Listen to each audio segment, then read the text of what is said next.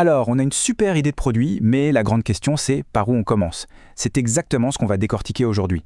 On va voir comment construire une feuille de route super claire pour son produit minimum viable, le fameux MVP, et enfin, passer de l'idée à quelque chose de concret.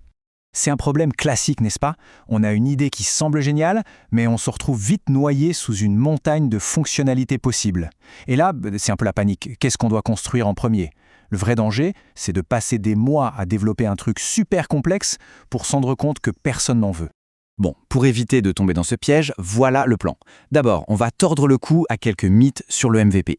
Ensuite, on passe à l'action. Étape 1, lister les idées.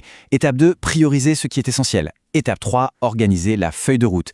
Et on terminera avec une petite règle d'or à garder en tête. Allez, c'est parti pour y voir plus clair.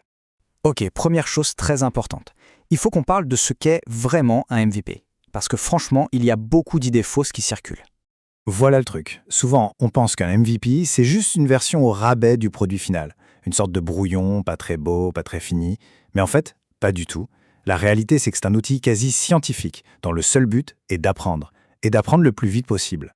La définition officielle popularisée par le livre culte The Lean Startup d'Eric Ries est assez claire.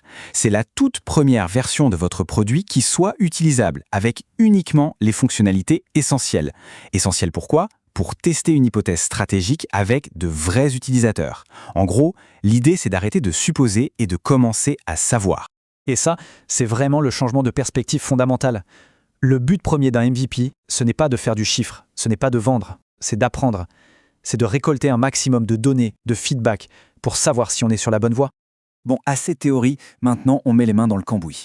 Comment on fait concrètement pour définir ce fameux MVP ? Eh bien, tout commence avec une simple liste. La première étape, c'est un grand brainstorming. Le but du jeu, vider son sac. On liste absolument tout ce qui nous passe par la tête comme fonctionnalité pour le produit.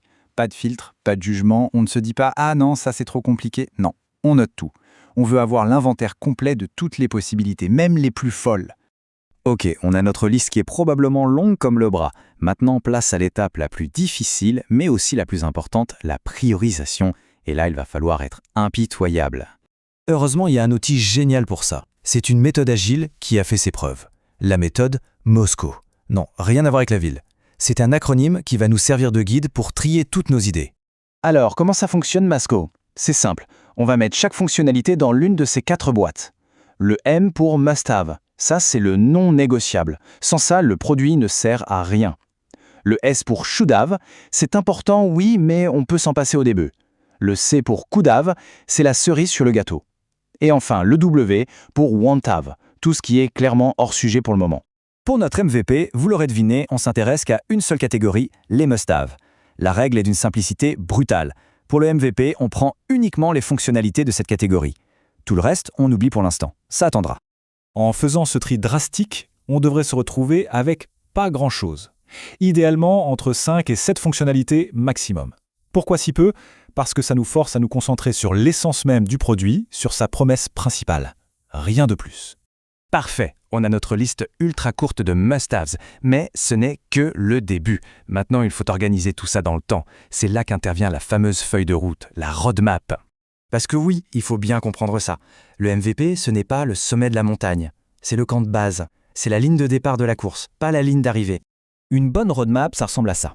On a d'abord le MVP, on lance le cœur du réacteur, on teste notre idée principale et on écoute attentivement les retours. Ensuite, avec ce qu'on a appris, on construit la version 1. On stabilise, on corrige et on ajoute ce que les premiers utilisateurs ont réclamé. Et seulement après, on passe à la version 2, où l'on peut penser à la croissance. En termes de développement, ça se traduit souvent comme ça. Les tout premiers sprints sont 100% dédiés à la fonctionnalité clé du MVP. Une fois que c'est en ligne, les sprints suivants servent à améliorer l'expérience. Et bien plus tard, on pourra dédier des sprints à des fonctionnalités de croissance. C'est une construction en couches très logique. D'abord la valeur, puis l'expérience et enfin la croissance. Et pour finir, parlons de la philosophie générale qui doit nous guider dans tout ça. La règle d'or si on veut. Je trouve que cette phrase résume tout parfaitement.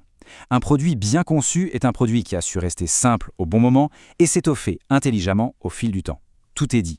Le secret, ce n'est pas de tout construire d'un coup, mais de savoir quand construire quoi. Et si on devait résumer toute cette approche en un seul mantra, ce serait celui-là. Ship fast, learn fast. Livrez vite, apprenez vite. La vitesse d'apprentissage est la seule chose qui compte au début. Plus on met le produit entre les mains des gens rapidement, plus on apprend vite et plus on a de chances de réussir. Alors voilà la question finale, la seule qui compte vraiment pour démarrer. Quelle est LS plus grosse incertitude? Quelle est l'hypothèse la plus risquée, celle qui, si elle est fausse, fait tout s'écrouler? La réponse à cette question, eh bien, c'est votre MVP.